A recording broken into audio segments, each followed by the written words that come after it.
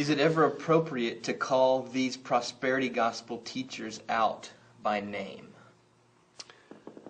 Well, Mark Driscoll does it. I tuned in one time, and he actually played a clip from Joel Osteen. Well, my problem is that I don't read these guys enough and don't know them well enough.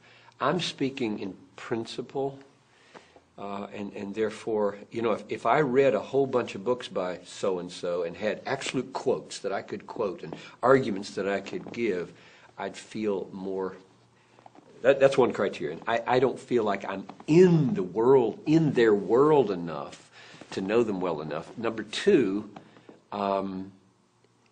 if I knew that somebody I knew or my church was being swayed away by somebody that I felt was preaching a gospel different from our gospel, I would probably get real specific with the church for the church's sake. So the first one may be owing to laziness. I don't think it's owing to cowardice. I think that what happens when you name names is both good and bad. The good is that people are warned. They now know if they're going to turn on that TV program, they're going to be alert to watch for error, and they'll be more protected maybe. The downside is it's so quickly becomes a personal thing rather than a principial thing. And I just want people to get the principle so right that they'll spot them everywhere, or they'll spot it in me. See, I think everybody loves the prosperity gospel. I heard R.C. Sproul say one time, I forget just how he said it, but he said, everybody believes in the prosperity gospel, and you can tell by the fact that as soon as you take away some benefit, they get mad. Their wife dies, they get mad.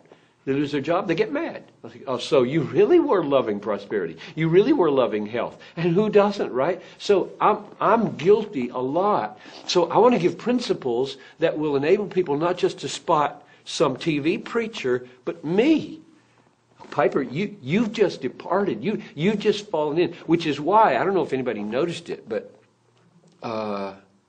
did you see the tweet that I did on that little clip on the prosperity gospel? Why I abominate the prosperity gospel is right there on the homepage of DG. And I looked at it. I looked at about 5 minutes of it again. And whoa, this is strong. And I tweeted and I said something like, Piper goes on and on about the prosperity gospel. Doesn't he know how rich he is?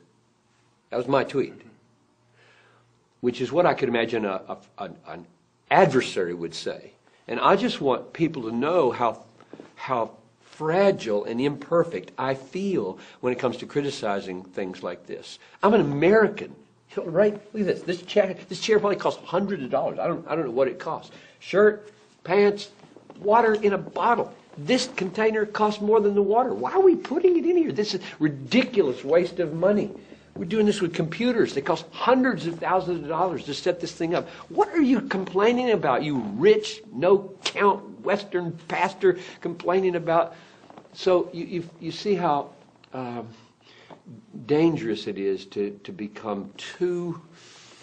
I just want to be self-critical as much as I am other-critical.